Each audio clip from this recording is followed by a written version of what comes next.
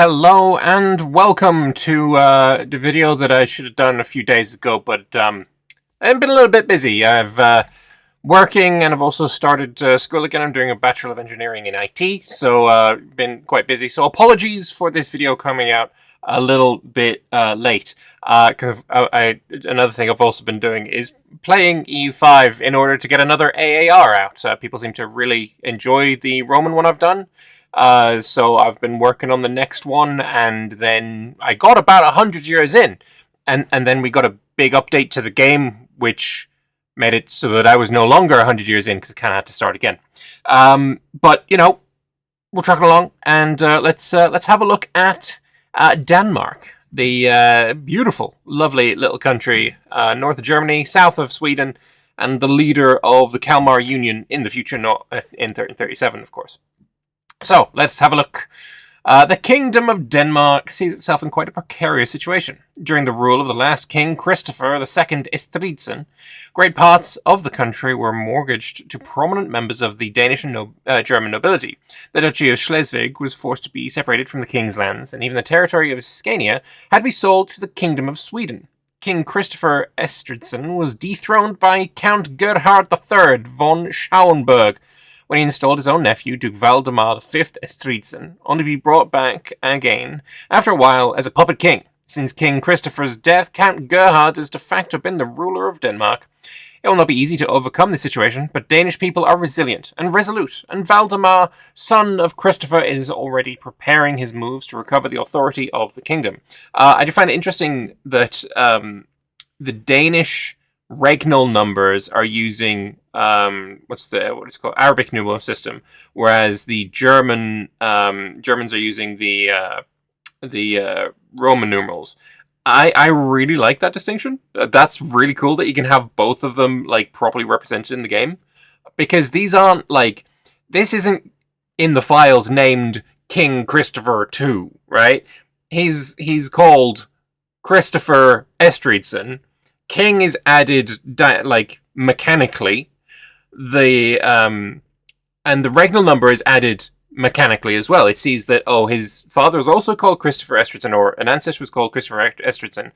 So it's going to add the regnal number mechanically, and the fact that it's able to do that with 2, I guess noticing that it's this is something that the Danish language does, whereas it's, you know, using Roman numerals for the German language.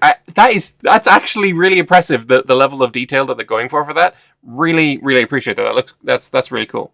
Anyway, here is Gerhard, the smug-looking wide face. He's actually pretty good stats, though. I wouldn't say no to those stats.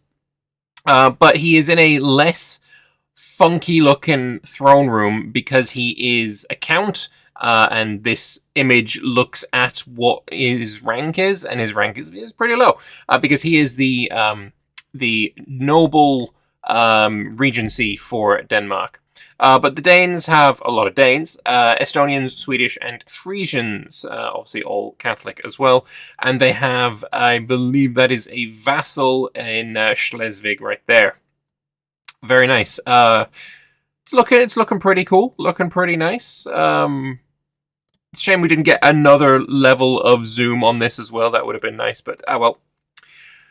So estates-wise, no crown estate. So if there is government reforms that Denmark gets, you're going to be able to add them freely. That's kind of cool.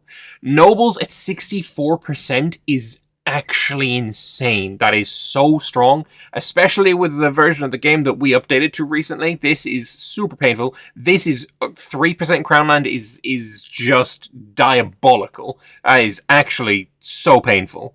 Every percent you are under 25 crown power is increasingly painful. Like his tax base, his tax efficiency will be awful. He will only be getting 3% of his trade income. Like, this is really bad. This is really bad.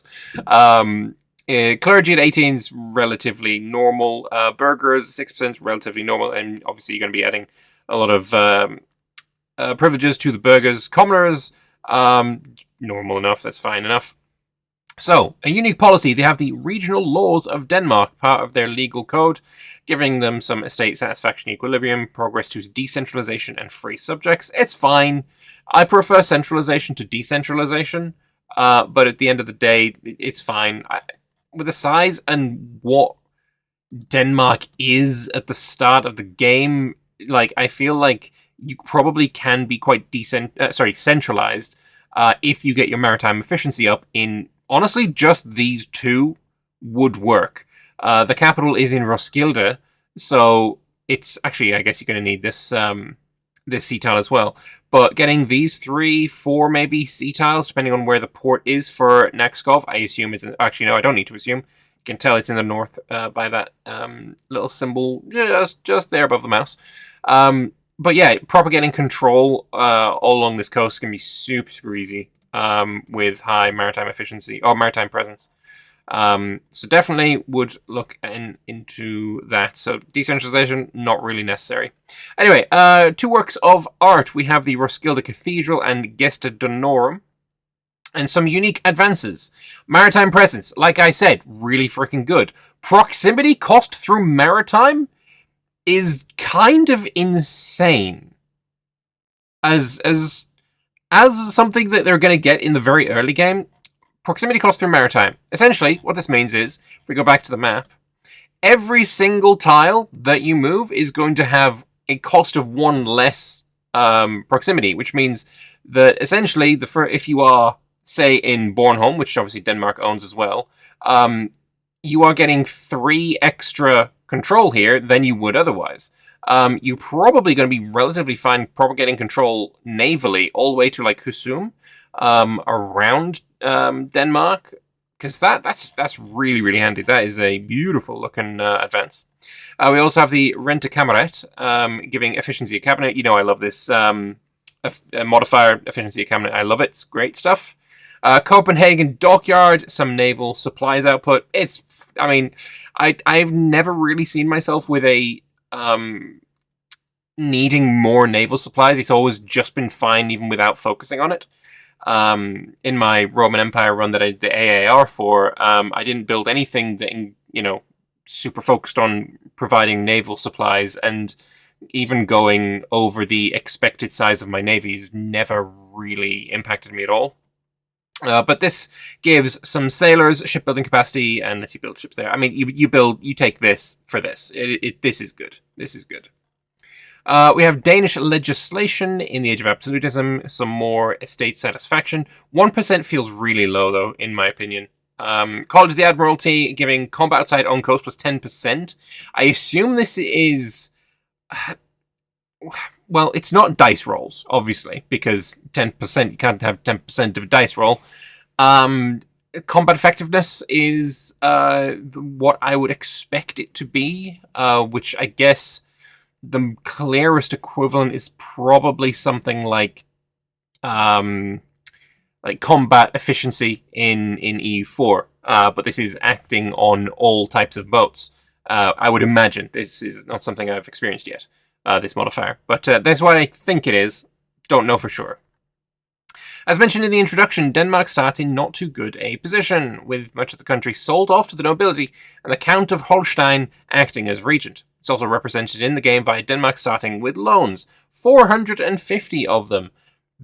Okay, this explains things. The amount of current loans is 30. Let's go back up here. 30 loans explains this.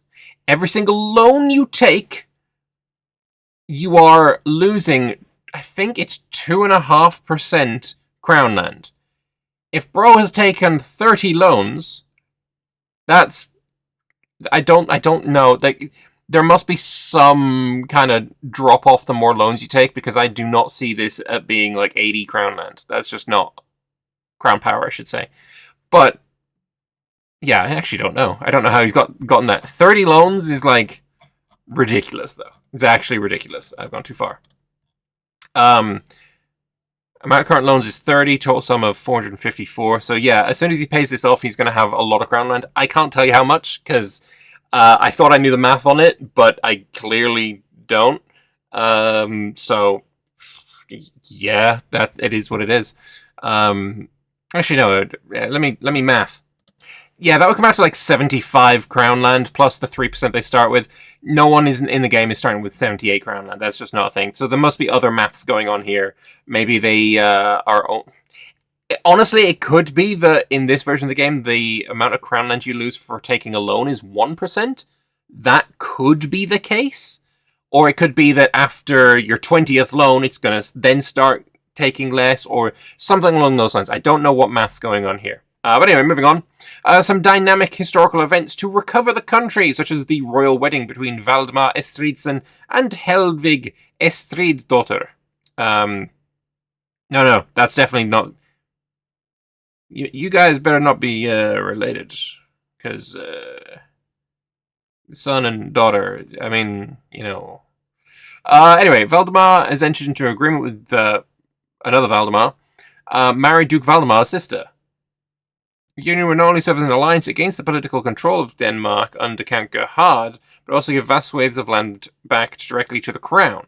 Going through the marriage will give Valdemar Estridsson a powerful position from where to wrestle back the control of his own kingdom. I suppose it's kind of just difficult because everyone's got the same freaking name. Valdemar Estridsson and Duke Valdemar Estridsson. This guy, though, is the fifth one of those. Like, it's just name bullshit. So the royal wedding goes through. As arranged, the union is sure to bring happiness and prosperity to Denmark, naturally.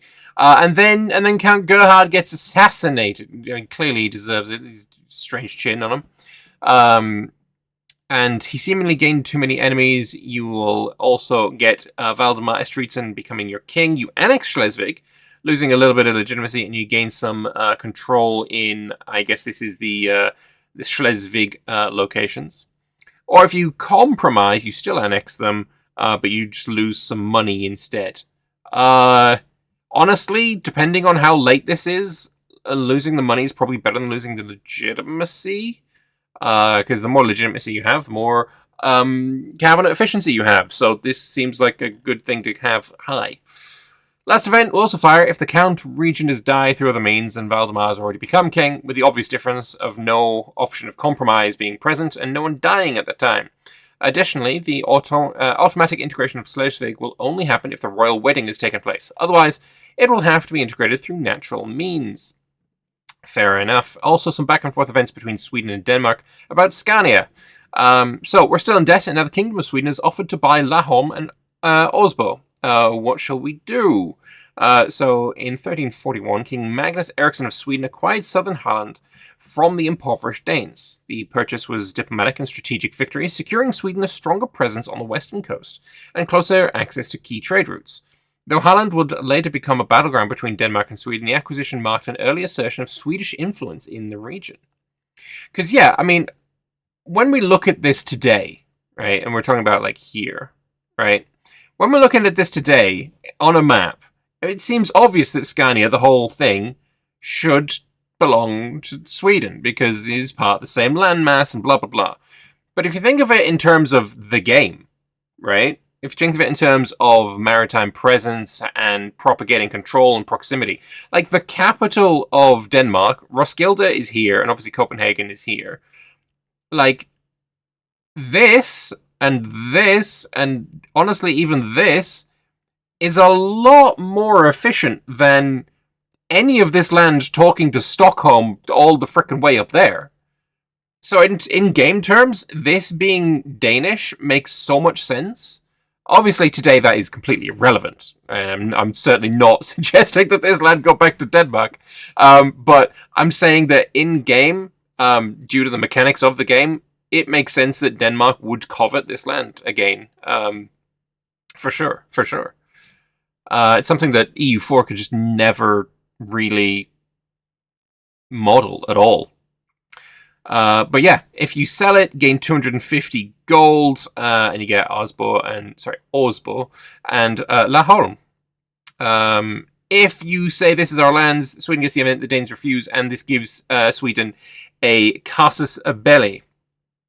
We have the Rebellion of Hans Offason, and this is King Magnus of Sweden. I know it says ruler in Norway, but he is the ruler of Sweden as well. They're in a union, I believe. Hans Officer, one of the most esteemed members of our nobility, has been discovered plotting against the Swedish overlordship of Scania. His reasons for discontent with our overlords are not without truth, since King Magnus is frequently neglecting the matters of our state in favour of Swedish Adelstondet. With the recent developments in Denmark, it might be beneficial for us to once again proclaim our loyalty to the Danish state. Very nice. So you can exile into Denmark. Your nobles lose satisfaction, you lose stability, you lose legitimacy, and Hans Officer moves to Denmark. Or you can support his rebellion, and you will get annexed by Denmark. I guess this is... Oh, this is Scania. Yeah, this is Scania. I was thinking, like, what? Why are we looking at, like, Norway? Why am I thinking about Norway? But no, it is Scania. So if you support the rebellion, then Scania will be annexed by Denmark. Fair enough. If Scania fuels the rebellion and switches loyalty to the Danish king, Denmark will have the option of instantly annexing Scania, at the risk of entering into war with Sweden. Otherwise, if Scania remains loyal to Sweden and helps expel the rebel, Denmark will have the option of purchasing the territory, although of course taking it through conquest is always available. Regardless of the path taken once recovered, it will get the following event. Reconquest of Skåneland. The reign of King Christopher Estridsson brought Denmark to the brink of collapse, with internal strife and foreign invasions nearly dissolving the kingdom. His death left Denmark weakened and resulted in the loss of Skåneland, a region not only rich in resources, but deeply interwoven with our culture and heritage, to Sweden. However, after years of struggle and determination, we finally succeeded in reclaiming Skåneland and reuniting it with the rest of Denmark. Celebrate or reintegrate. Other Danish events that we have here. New residence for King Valdemar. I guess you're going to be getting a nice... actually, immediate area on Copenhagen. Okay, so this is trying to move your capital to Copenhagen. We have Hans Christian Andersen event, which is very nice. And you get a new age for Danish literature. We get the fairy tales for children. And Christian Andersen, obviously the guy who wrote, like... I was about to say Hansel and Gretel, but that's not true. Right, yeah, of course. He's the guy who wrote all the stories that Disney stole. So he wrote, like, the Little Mermaid and Ugly Duckling and all that kind of stuff. So, yeah, very, very famous. Everyone's heard of him. We also have translation of the New Testament, obviously in the age of Reformation, and you get some things going on there. You can resettle Greenland. This is obviously going to be quite late in the game. 1721. Then Den anden stor mandrukning. Terrible flood has hit the coast along the North Sea. Very, very painful, obviously. You also get the fish markets of Malmöhus. The Chronica Jutensis. And again, I'm not going to read every single one of these events. But you can pause and read them if you so desire. And there is many more as well. Little Ice Age and the Golden Age of Piracy has already come out. I will be making a video on that as well. But obviously I have a couple of developer comments to also go over. So first one, nothing on the Kalmar Union, or am I missing it? So there is content relating to it, including advances in events and a custom name for a person union that involves these countries, though the mechanics of the union itself fall into general mechanics for unions. So there will not, I repeat, not be a formable for the Kalmar Union, which I think is a little sad. Look, I'm already on record a bunch of times saying I really like formables, and I think there should be more formables. And I think, yeah, sure, it does fit into the mechanics of a union, but I think if you progress through that union to the point where you integrate that union, then you should have a new formable out of it. You should be able to, through those union mechanics, have a formable at the end called Kalmar Union or something like that, or even Scandinavia. I guess Scandinavia is a formable, though, to be fair. Okay, fair enough. I mean, yeah. Anyway, there is no Kalmar Union flag, because personal unions don't have flags. Is Greenland able to be reliably forgotten or lost? So last to Roger check, the island didn't go anywhere. Much of it is wasteland in game, though, and combined with the climate, there's not that many chances for it to become the center of a booming economy and population. I think it means, like, the map, like, losing vision on it. I'm fine with never losing vision on things that I have vision on. I don't think it makes sense to lose vision. And Is there an option to have Society of Pops represented on the main map rather than have to switch maps if you don't want to? It's not currently in the plans. It's not easy to have it in a way that's clear enough. Having played the game in places where Societies of Pops exist, they are not very visible. It is true. They're not very visible, and honestly, I don't feel like I interact with them all that much. They don't really feel like a mechanic that is worth being in the game right now. It feels like a foundation for future updates. I think in the future, Societies of Pops will get content. They will get things to do with them. Right now, I just don't kind of see it yet. I don't see the vision for it. I don't know where they want to go with it. And right now, I play the game as if they don't exist. And I don't think I'm losing out on anything by doing it that way. Right now, having them on the map with the political map mode, it won't do anything. There's no value to it at all. So I think for now, holding off on that is probably a good idea. I say when because I think it is pretty much inevitable post-release, far post-release, that SOPs get some kind of love, some focus. Then, sure, I can definitely see there being a map mode that merges political and SOPs. And I think there should be, a political map mode and a political map mode with SOPs and a map mode with just SOPs. That would be, I think, the best thing. But anyway, that is Denmark for you. I've not played this country yet. It's not really been on my list. Much more interested in playing Sweden, to be perfectly honest. It's I'm sure there's a lot of vibes here, and I think you can make quite a nice trading nation. The land that's around it, through maritime efficiency, of course, you're going to be able to get quite high control all along the coastlines, and that might be something you want to try and do. And as well, taking obviously the northern coast of Germany would also really, really heavily benefit you. There are also some events for taking over Estonia, as Denmark historically did for a while. So some good stuff in there. I'd like to know what you guys think, though. If you have any thoughts about Denmark, even if just to say, Dansk Jævlar, or something along those lines, leave that in the comment section below. And remember, if you are interested in purchasing EU5, then you can do it via my creator link. There is a link to that in the description. You don't get a discount, but I get a little cutback of the sale, and it's a nice way to support your favorite creator. Obviously, there are other creators as well, that if you want to go and support them instead, that's all well and good and stuff. And I'm going to stop rambling, and I'm probably going to go play some more EU5. So thank you all very much for watching, and I will see you next time. Bye-bye.